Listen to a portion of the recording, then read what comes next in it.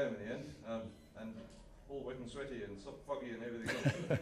How much were the conditions a factor? Significant, obviously. Well, I mean, obviously, any shortened game is affected by the weather. We have a break in innings, you take away some momentum, you lose those wickets.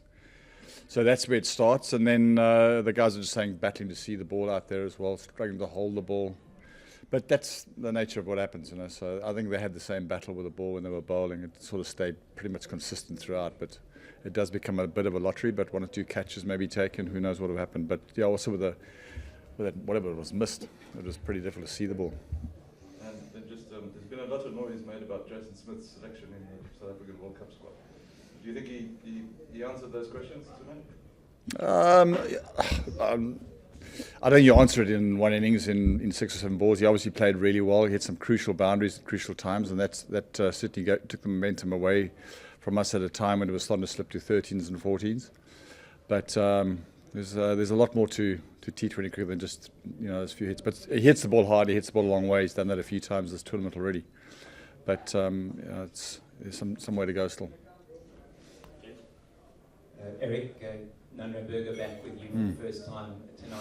Good performance from him. How happy are you to have him back?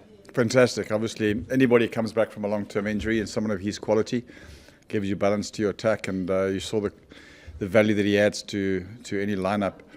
You could see him a little tentative at the start. The first ball, I thought he was a bit tentative, and then he got into his rhythm and bowled very well. I think also tactically he was good, and I think it's not just the delivery of a pace or line or whatever, but tactically the nuances of what he did was really good. So he's that extra dimension that we need, and he's good to have him back. But also let me mention that Duan Jansen did a great job in his absence. So having got to this position without someone like him and a few injuries, it's really good. Great to have him back. But the boys up to now have done a great job as well. And just a more general question. I mean, tonight obviously conditions affected catching, but in general we've seen quite a few go down this tournament. Could you put your finger on why? I know we've got new lights all around the country. Could that be something to do with it? No, I doubt it. I don't think so, because we've also seen some great catches. So I think it's been a mixed bag of it from that perspective. We've actually had quite a good tournament so far with catches. We've done particularly well, I thought. So tonight was a bit unlucky, but it's just one of the things. A lot to do with confidence. I think you generally find teams that are at the top end of the log are catching and the ones at the bottom aren't. And that's just the way it goes, because it's about confidence. But I'm sure we'll see some great ones along the way again. And we probably won't see you down here in Cape Town unless you guys come back to the final. So, just in terms of this season compared to the last one, you seem like a very different outfit. What would you say has changed? Is it more confidence? Is it different personnel, to get you into the position you're in? These tournaments are tough, when there's 6 teams and 4 qualify, you need momentum.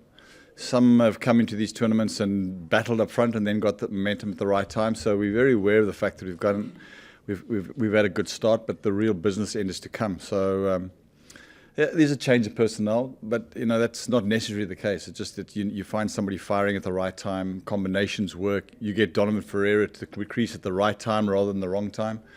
That's what this game of T20 is all about. Some people get to the wicket in the 15th over, and that's when they're effective. They get there in the 10th, and they're not.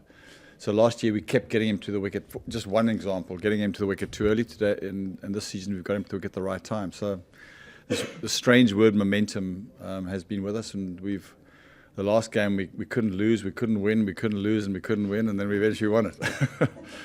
So it's just one of those things. But there's a very good spirit amongst the guys. There's a good understanding of the game and what we're trying to do, and a good balance of our team as well, which is always important in T20. Eric, I just wanted to know about Richard Gleeson started the tournament very well.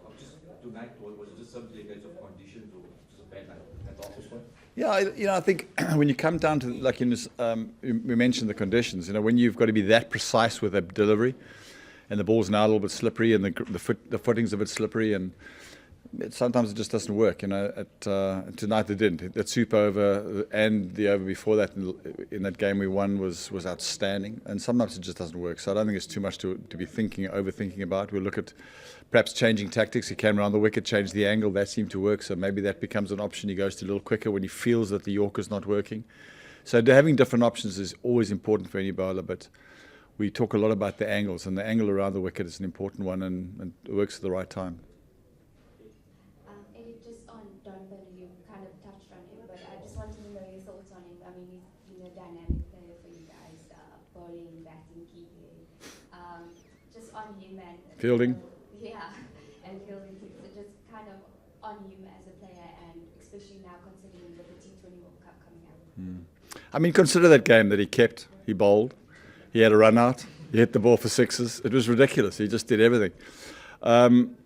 When I first met him, I didn't know him very particularly well. And I always believe as a bowling coach, if I ask someone to try something and they can adapt quickly, there's some raw talent, there's talent there.